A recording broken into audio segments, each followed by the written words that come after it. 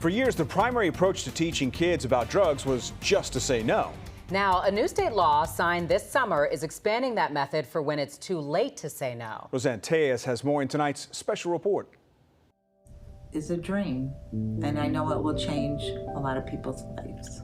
When Felicia Maselli shares her story online, she's not only talking about losing her son to a drug overdose in 2012, but also a new law that's named after him. And it really encompasses everything I've felt and wanted people to know, and it can reach so many more people instead of just going from school to school to school. Louie's law is a mandate for the State Board of Education to create and recommend a comprehensive drug education curriculum, because currently there isn't one. There's no recommended curriculums or standards. There's just the school code. The school code is enshrined into law about what public schools have to teach regarding health, regarding art, regarding, whatever the subject is. So this was an amendment to the school code. Chelsea Liliberte Barnes is a licensed social worker and co-chair of the Illinois Harm Reduction and Recovery Coalition. She co-wrote this bill with 18-year-old Kira Jagazinski, the coalition's coordinator.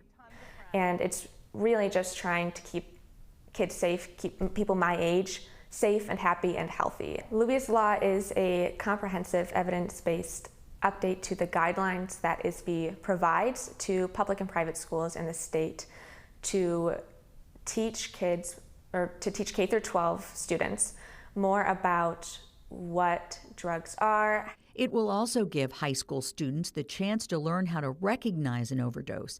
They will also learn how to use fentanyl test strips, administer naloxone, and other harm reduction steps. Harm reduction is pretty much everywhere once you think about it. So other forms of harm reduction to which most people would be really familiar would be things like requiring auto manufacturers to put seatbelts and airbags in cars. It could be things like somebody carrying an EpiPen. Researcher and psychologist Jeff Beachy has studied harm reduction for more than a decade. He knows it's not something all parents are comfortable with their kids learning about. I think we can still send messages that we would prefer young people not to use drugs. And also, for those who already are using drugs, because they will also be in the room, here are the ways you can stay safe. Louie's law is a departure from previous programs that only taught students to just say no to drugs. That's something Liliberte Barnes says is a good thing. Of course we don't want young people to use. Of course we don't. But if they're going to, we have to keep them safe. And that's where we're at now. So while more teens we actually know might be using less, the ones who are using are dying.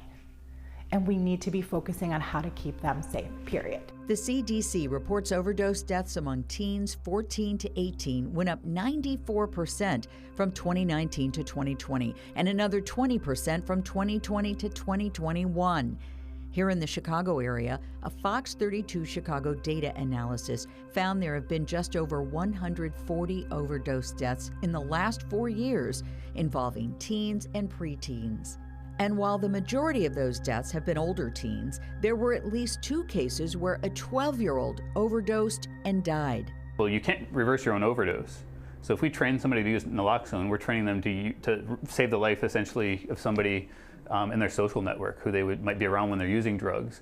And so I think that's one piece that parents might miss, is that your kid might be around people who are using drugs, and the trauma that occurs if somebody overdoses versus if they could have easily and safely reversed that overdose and saved that person's life. Beachy also says research doesn't show an increase in drug use when people learn about harm reduction. If anything, sometimes the opposite might happen, is that it makes them more aware of what the realistic risks are. The essence of harm reduction is not encouraging drug use. It's encouraging life. It's encouraging saving and keeping people alive long enough to get them into recovery and to get them the help that they do need. Something Louie's mom hoped would have happened for her son. Having something like Louie's law in place when Louie was going through those things could have definitely interceded at some very important points in his life. Under Louie's law, the State Board of Ed has until next July to make its comprehensive drug education curriculum available to all school districts. It's important to note that participation is optional. Roseanne Tejas, Fox 32, Chicago.